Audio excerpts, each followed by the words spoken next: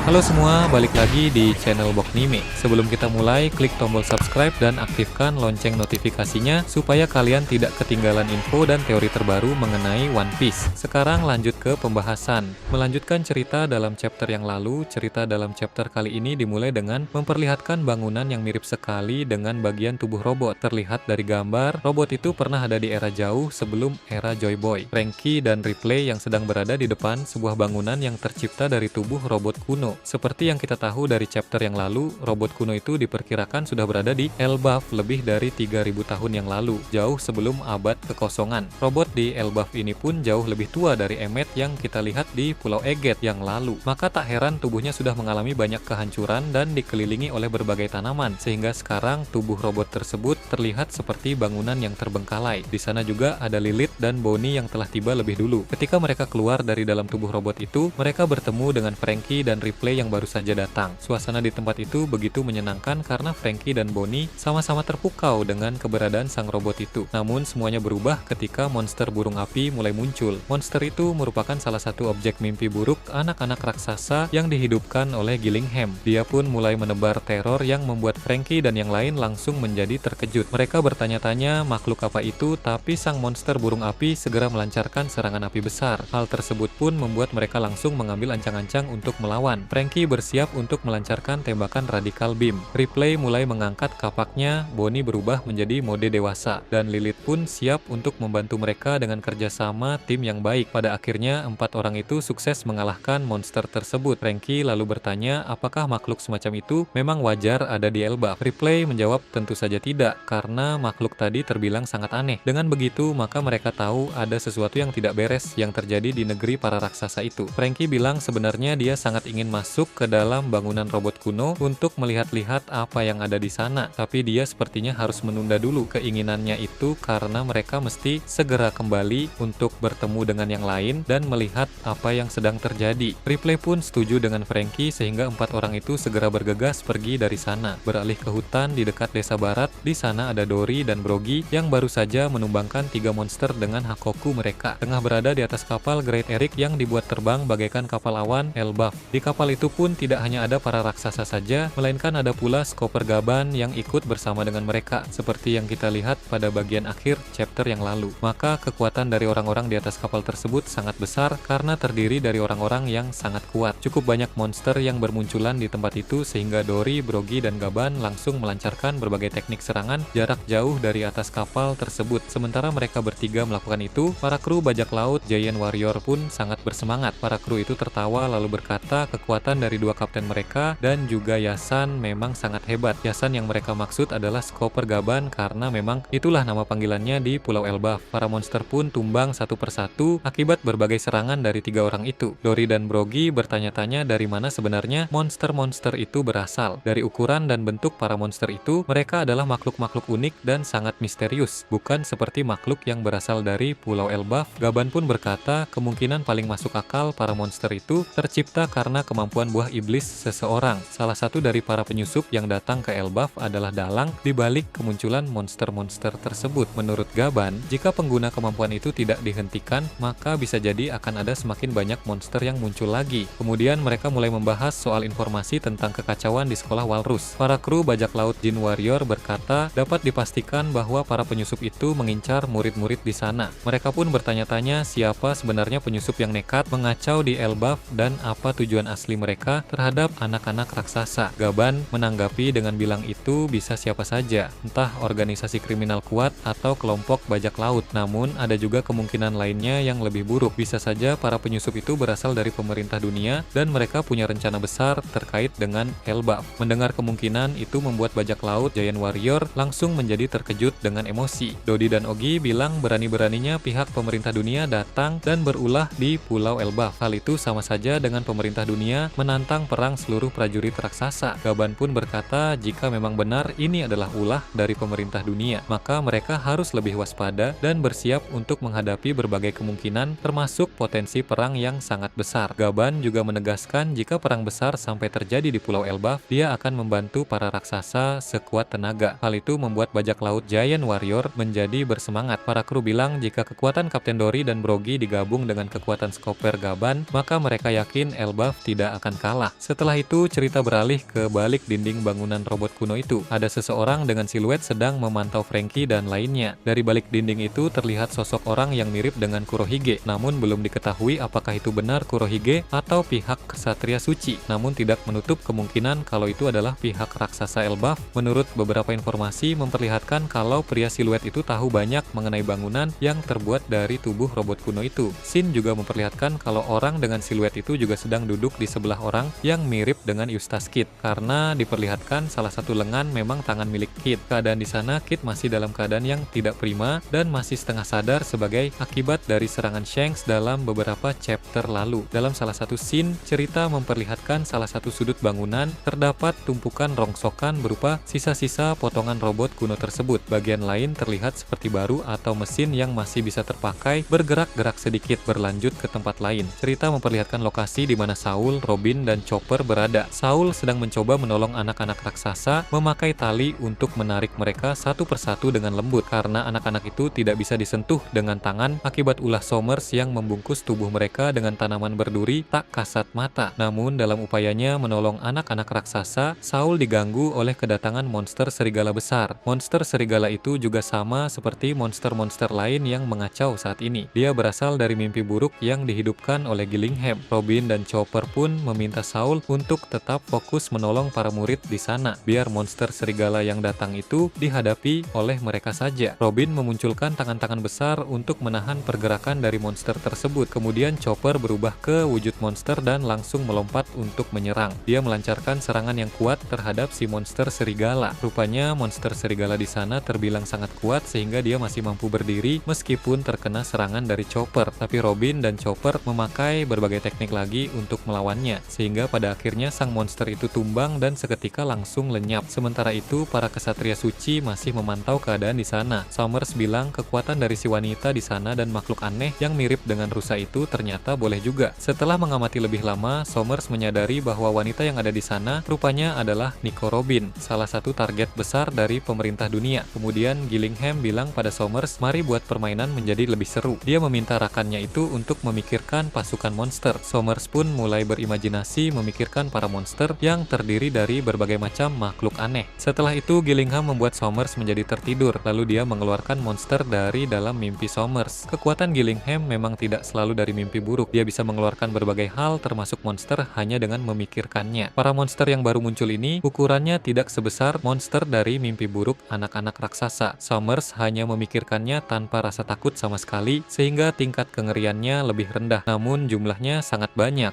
lebih banyak daripada monster dari mimpi buruk anak-anak. Ini akan sangat merepotkan. Gillingham pun segera memerintahkan para monster untuk pergi ke tempat di mana Saul, Robin, dan Chopper berada. Ketika para monster tiba, Robin dan Chopper langsung terkejut, tapi mereka tetap meminta Saul untuk fokus menolong para murid. Mereka bertarung sekuat tenaga melawan monster-monster itu. Namun karena jumlahnya sangat banyak, mereka berdua merasa cukup terdesak. Untung saja Nami, Usopp, Brook, dan Jinbei tiba tepat waktu bersama Kalen. Mereka pun segera membantu Robin dan Chopper melawan sekumpulan monster dekat sekolah Walrus. Para kru bajak laut topi jerami bertarung dengan sangat baik. Mereka menggunakan berbagai teknik sehingga mampu mengungguli monster-monster di tempat itu. Somers yang memantau dari jauh bilang sepertinya keadaan telah menjadi semakin menarik. Dia juga bisa mengenali Jinbei dari kejauhan. Dia berkata mantan si Chibukai itu memang kuat seperti yang dikatakan oleh orang-orang. Sementara itu Gunko melihat Brook dan tampak antusias. Dia langsung bilang Soul King karena dia mengidolakan Brook sebagai musisi dan suka terhadap karya-karyanya. Gillingham menyadari hal itu dan berkata bahwa rupanya si tengkorak aneh itu adalah penyanyi lagu favorit Gunko. Mendengar itu, Somers segera menegur Gunko dengan bilang jangan mencampur misi dengan urusan pribadi. Gunko lalu menjawab dengan kesal bahwa dia sudah tahu tanpa perlu dibilang. Beberapa saat kemudian, pasukan monster yang dihidupkan oleh Gillingham dari mimpi buruk Somers tadi sudah dikalahkan. Melihat itu, Somers berkata orang-orang di sana pasti merasa di atas angin karena telah berhasil mengalahkan para monster itu. Si raksasa yang menarik anak-anak dengan aman menggunakan tali tampak lega karena berpikir sudah menemukan cara untuk menolong mereka. Tapi Somers bilang dia akan mengubah situasi itu menjadi keputusasaan. Somers memang suka melihat orang-orang yang sudah merasa unggul tiba-tiba menjadi putus asa karena keadaan yang tidak terduga. Maka dia berniat untuk pergi ke sana dan menyerang orang-orang itu secara langsung. Nah, itu tadi berbagai hal menarik pada chapter 1145. Menurut kalian bagaimana? Silahkan tulis di kolom komentar di bawah. Oke, segitu saja untuk pembahasan kali ini. Jangan lupa like, share, dan subscribe untuk video menarik selanjutnya. Peaceful World.